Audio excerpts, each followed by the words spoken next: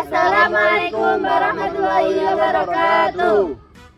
Kami dari kelompok 6 ingin memperkenalkan diri.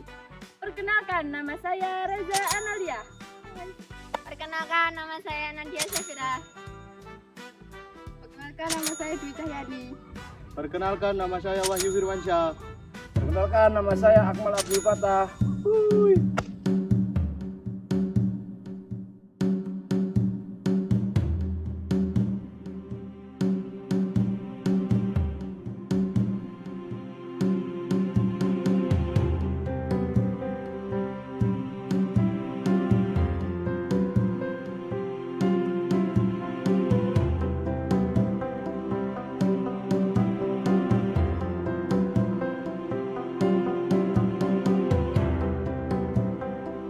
Assalamualaikum warahmatullahi wabarakatuh. Waalaikumsalam.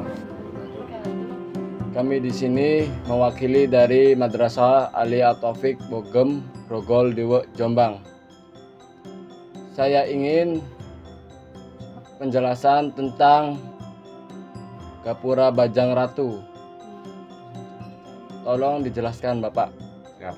Ya, nama saya Bapak Samsul Hadi, petugas dari Gapura Bajang Ratu.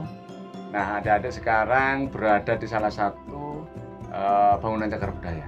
Di belakang kita atau di depan adik-adik ini adalah sebuah bangunan, namanya adalah Gapura Bajang Ratu. Ya. Di Gapura Bajang Ratu ini dibangun pada tahun 1340 Masehi. Nah, fungsinya adalah karena ini adalah sebuah gapura ya, jadi fungsinya adalah sebagai pintu masuk atau pintu gerbang menuju ke sebuah bangunan suci yang berkaitan dengan meninggalnya Raja Jayanegara. Jadi kesimpulannya ini adalah sebagai pendarmaan Raja Jayanegara. Gapura Bajang Ratu ini yang membangun adalah raja ketiga, yaitu Tribhuwana Wijaya Tunggal. Nah, Gapura Bajang Ratu ini berada di Dusun Keraton, Desa Temon, Kecamatan Trawulan, Kabupaten Mojokerto, Jawa Timur. Nah, kenapa kok disebut Bajang Ratu? Ya, Bajang itu artinya kecil, Ratu artinya raja. Jadi kalau digabung menjadi raja kecil. Nah, kenapa kok disebut raja kecil?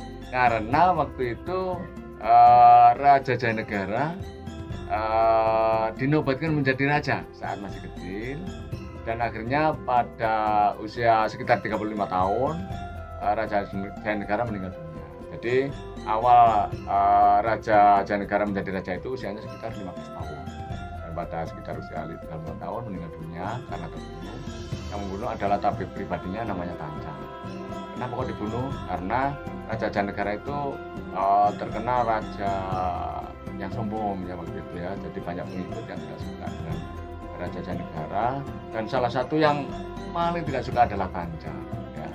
Nah, karena dia mempunyai dendam, maka dendamnya itu dilampiaskan dengan membunuh. Akhirnya meninggal dunia pada tahun 1328. Karena ini untuk menghormati atau mengenang meninggalnya saudaranya yaitu Raja Jayanegara, maka diberi nama Bajang Ratu, yaitu dipersembahkan kepada raja kecil. Raja kecil yang dimaksud adalah Raja Jayanegara karena waktu itu dinobatkan menjadi raja saat masih kecil. Nah, Gapura Bajang Ratu ini mempunyai tinggi 16,5 atau 16,50 atau 16,5 dan mempunyai panjang 11,50 atau 11,5 dan lebarnya adalah 10,5. Jadi itu luas dari Gapura Bajang Ratu ini. Ya, Gapura Bajang Ratu ini juga dihiasi bermacam-macam relief. Relief itu adalah ukiran, ya, ukiran yang ada di bangunan tersebut, ya. Jadi bermacam-macam itu cukup banyak. Salah satunya ada relief kala, ya. Relief kala itu yang bentuknya 4 sudut ada, ya. Di situ ada 4 sudut. Bentuknya kalau orang Jawa nyebutnya itu Bedorokolo. Nah, bisa dilihat di situ ada relief paling besar.